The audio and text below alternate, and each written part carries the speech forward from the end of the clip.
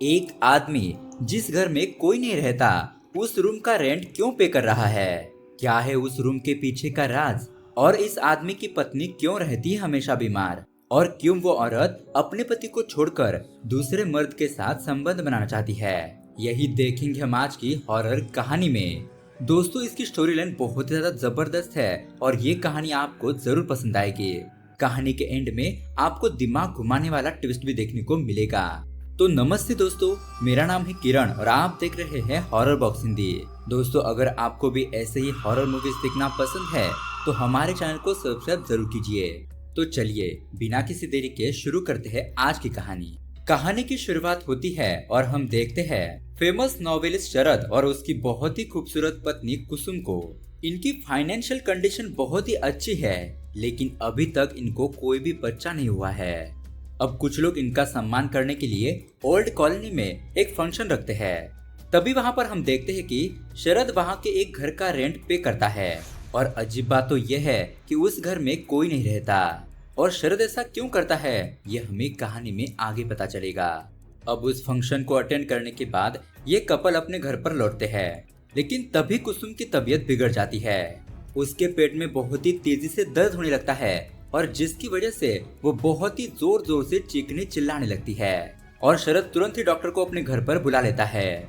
अब दोस्तों, यहाँ पर हमें पता चलता है कि कुसुम को ये पेट दर्द की बीमारी पिछले 8 सालों से हो रही है। यहाँ पर शॉकिंग बात ये थी कि डॉक्टर का ऐसा कहना था कि कुसुम की तबीयत तो बिल्कुल भी ठीक है, लेकिन वो उसकी बीमारी का पता नहीं लगा पा रहे हैं। ऐसा हो सकता है कि ये किसी मेंटल इलनेस की वजह से भी हो रहा हो। अब दोस्तों, इस घटना के दूसरे दिन शरद और कुसुम की वेडिंग एनिवर्सरी होती है और दोस्तों यहाँ पर सब लोग मिलकर इसे सेलिब्रेट कर रहे थे। दोस्तों, इस फंक्शन में शरद का एक रिलेटिव दोस्त होता है जिसका नाम है अशोक। शरद अपनी पत्नी कुसुम को अशोक से मिलवाता है और यहाँ पर हम देख पाते हैं कि अशोक कुछ अजीब तरीके से कुसुम को देख रहा है, जो कि थोड़ा सा भी नॉर्मल नहीं था। यहाँ पर हमें पता चलता है कि अशोक ने पामेस्ट्री सीख रखी है और शरद अपनी पत्नी कुसुम को अपना हाथ अशोक को दिखाने के लिए कहता है। अब शरद के कहने पर कुसुम मान तो जाती है, लेकिन उसे इन बातों पर विश्वास नहीं था। अब दोस्तों, उसके अगले दिन अशोक शरद के घर पर आता है और कुसुम का हाथ पढ़ने की कोशिश करता है। अशोक देखता है कि कुसुम के हाथ पर एक काला सा दाग है। अशोक उस काले दाग के बारे में कुसुम से पूछने लगता है। कुसुम बताती है कि ये काला दाग पहले तो मेरे हाथ पर नहीं था।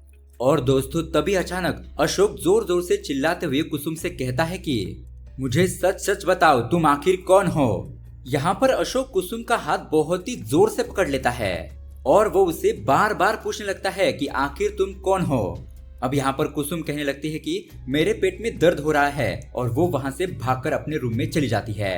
अब ये सब कुछ देखकर कुसुम का पति शरद बहुत ही ज्यादा शॉक था। उसके बाद शरद और अशोक ये दोनों ही कुसुम के पीछे उसके रूम में चले जाते हैं।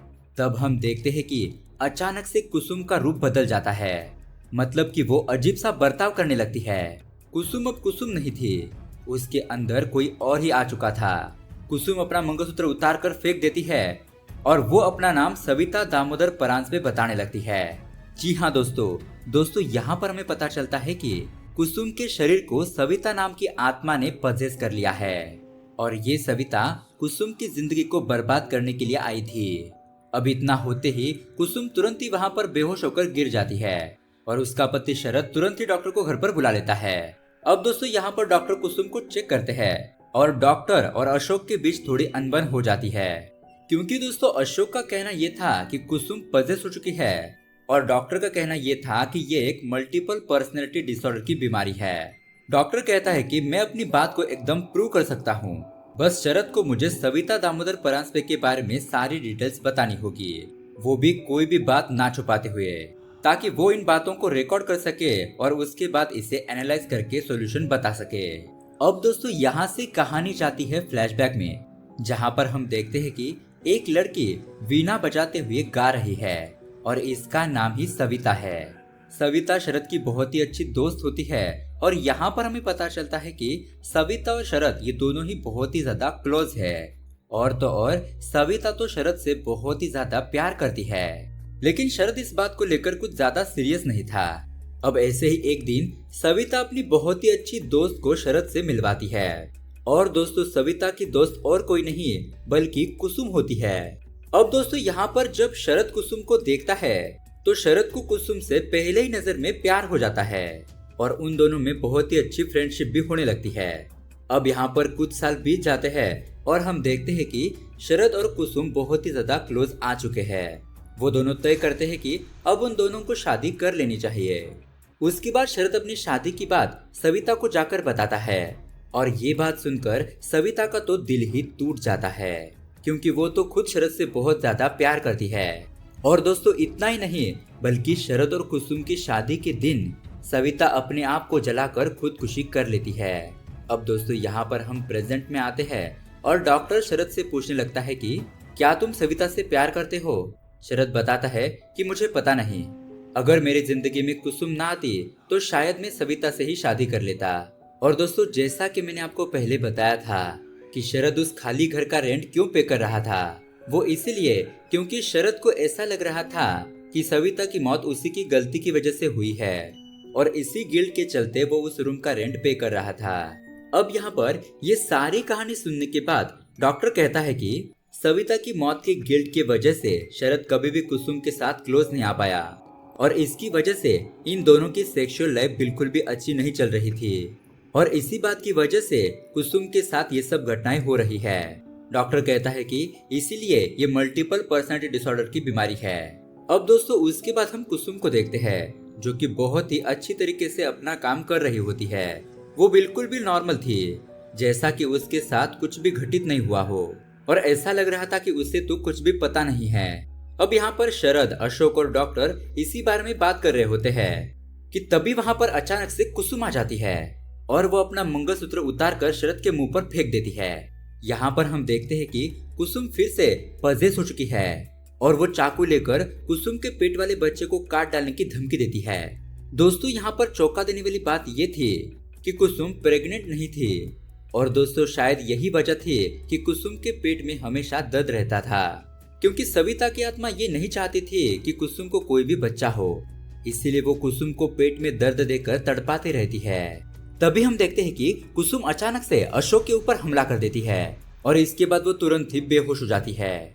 अब ये पूरी घटना उस डॉक्टर के आंखों के सामने ही हुई थी, लेकिन फिर भी वो डॉक्टर कहता है कि ये तो बस मल्टीपल पर्सनैलिटी डिसऑर्डर की ही बीमारी है और कुसुम ऐसा इसीलिए कर रही है क्योंकि उसे एक बच्चा चाहिए। अब दोस्तों इस घटना को कुछ दिन बीत जाते हैं और हम देखते हैं कि इसी बीच अक्सर सविता की आत्मा कुसुम के ऊपर हावी होती रहती है और अब कुसुम का पति शरद इन सभी घटनाओं से बहुत ही ज्यादा परेशान हो चुका है।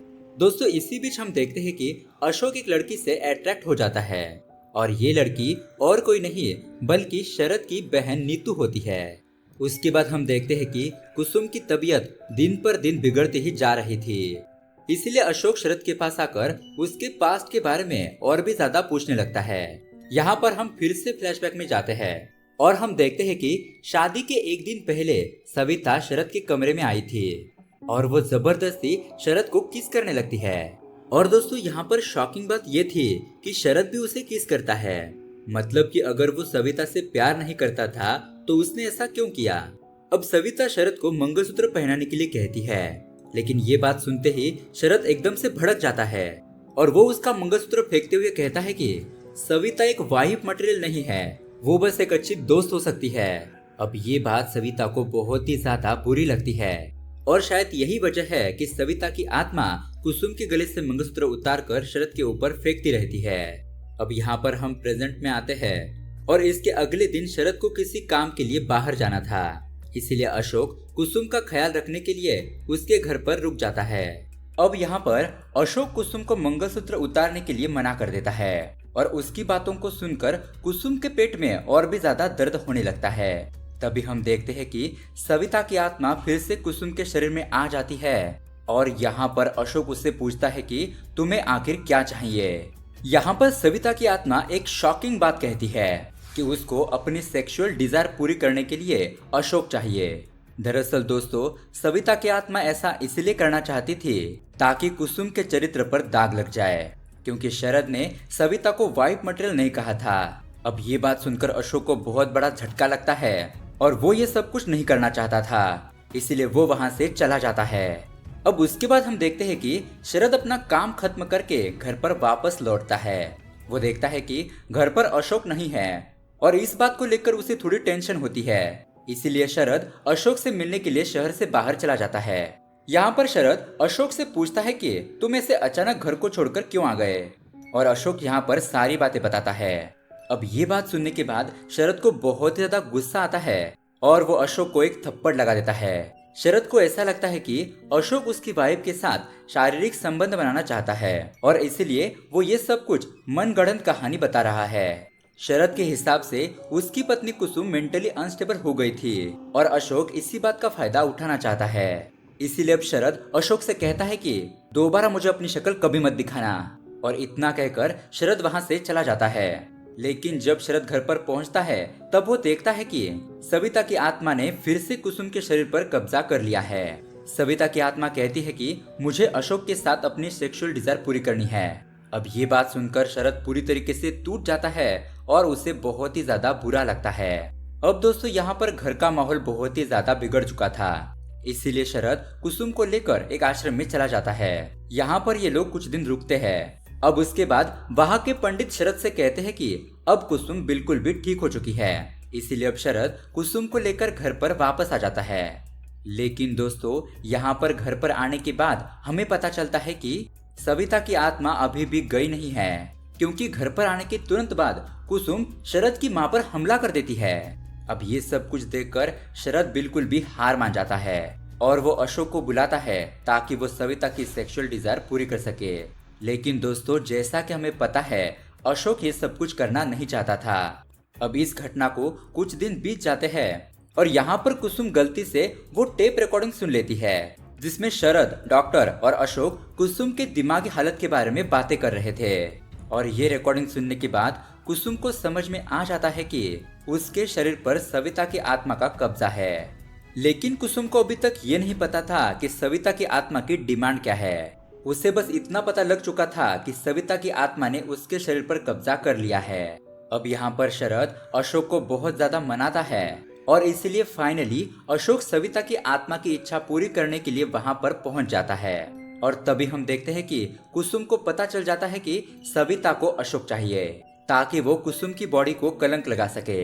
अब ये जानने के बाद कुसुम बहुत ही ज्यादा दुखी हो जाती है और वो वहाँ से भागकर ओल्ड कॉलोनी के उसी घर में चली जाती है जहाँ पर सविता ने खुद को जलाकर मार डाला था। कुसुम यहाँ पर सविता से कहती है कि अगर तुमने मुझे पहले ही बता दिया होता कि तुम शरद से प्यार करती हो तो मैं तुम दोनों के बीच में कभी नहीं आती। और यहाँ पर कुसुम सविता की आत्मा से बहुत ज्यादा मिन्नतें करने लगती है कि वो उसके शरीर को छोड़ दे, लेकिन उसका कोई भी फायदा नहीं होता क्योंकि सविता की आत्मा बहुत ज्यादा बुरी बन चुकी थी और उसे बस अपना बदला लेना था। अब यहाँ पर कुसुम को इस प्रॉब्लम को सॉल्व करने का कोई भी रास्ता नजर नहीं आता, इसीलिए वो ये तय करती है कि वो खुद को जलाकर खत्म कर देगी, जैसा कि सविता ने खुद को जलाकर अपनी जान दे दी थी। लेकिन दोस्तों तभी उसी वक्त अशोक, डॉक्टर और शरद वहां पर पहुंच जाते हैं और कुसुम को ऐसा करने से रोक लेते हैं। और शरद यहाँ पर फाइनली सविता के प्यार को एक्सेप्ट कर लेता है, लेकिन वो सविता से कहता है कि तुम मुझे और कुसुम को कभी अलग नहीं कर सकती क्योंकि मैं कुसुम से प्यार करता हूँ। यहाँ पर शरद सविता की आत्मा को कुसुम के शरीर को छोड़ने के लिए कहता है और तभी उसी वक्त कुसुम बेहोश हो जाती है। अब उसके बाद जब कुसुम को होश आता है तो वो बिल्कुल नॉर्मल लग रही थी। ऐसा लग रहा था कि सब कुछ ठीक हो गया है और सब लोग खुश हो जाते हैं। लेकिन दोस्तों यहाँ पर अशोक शरद से कहता है कि मुझे नहीं लगता कि सविता की आत्मा इतनी जल्दी हार मानेगी, वो किसी न किसी रूप में लौट कर जरूर आएगी। और दोस्तों तभी हम सविता को वीणा बजाते हुए और गाना गाते हुए सुनते हैं, क्योंकि अब सविता की आत्मा ने कुसुम के शरीर को छोड़कर शरद की बहन नीतू के शरीर पर कब्जा कर लिया था, यानी कि सविता की आत्मा उसी घर में मौजूद थी। और दोस्तों ये कहानी यहीं पर एंड हो जाती है। तो दोस्तों ये हॉरर कहानी आपको कैसी लगी हमें कमेंट करके जरूर बताइएगा। साथ ही ऐसे ही अमेजिंग हॉरर मूवी देखने के लिए हमारे चैनल को सब्सक्राइब जरूर कीजिए। Thanks for watching.